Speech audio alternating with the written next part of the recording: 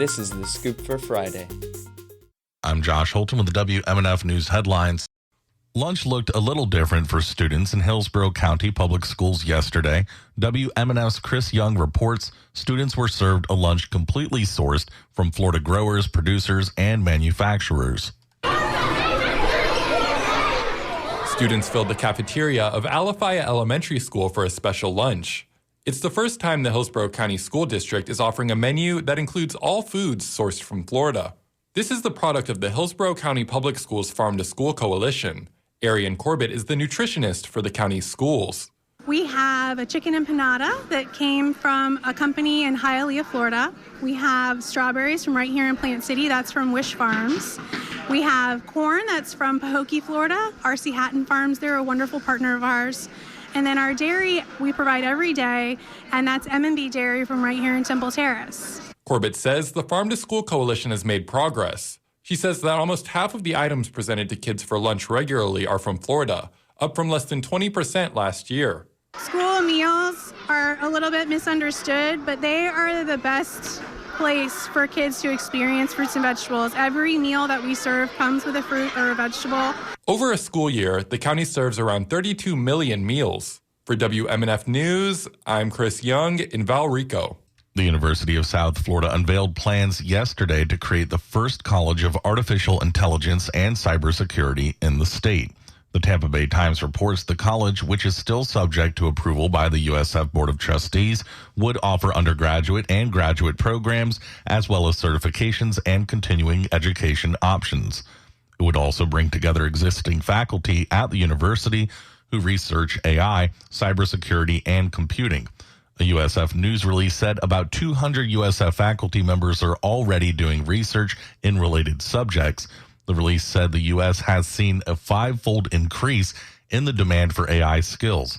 It also said last year the National Science Foundation awarded more than $800 million for AI-related research.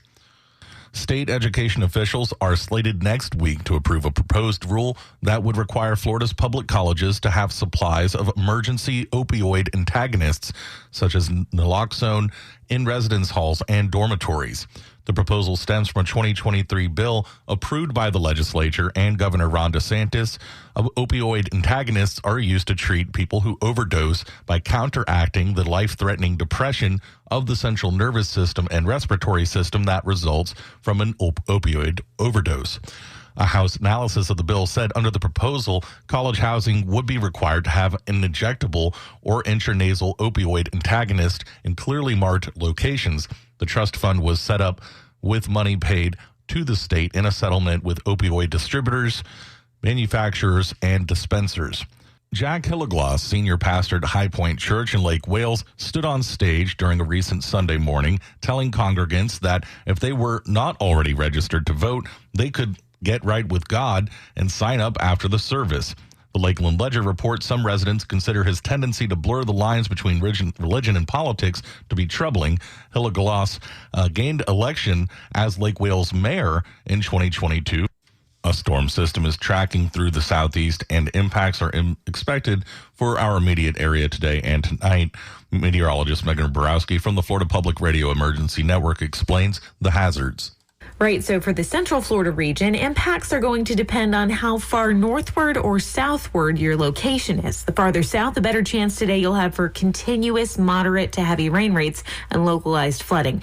If you're along or north of the I-4 corridor, on and off downpours are possible today instead of continuous rainfall. And for those directly along the west coast, stronger thunderstorms are possible as they move inland off the Gulf of Mexico. Damaging straight line winds or landfalling waterspouts will be possible along the west coast. Megan says that regardless of our location, the chance of rain will remain elevated through the overnight hours into early Saturday morning. She reminds us never to drive through flooded roadways and encourages us to stay aware of the weather today. For the weather, there are some light showers today in the Tampa Bay area. Highs today will be in the lower 70s, overnight lows in the mid 60s. I'm Josh Holton with the WMNF News headlines on 88.5 FM and the WMNF app. This is The Scoop, recorded at WMNF Tampa.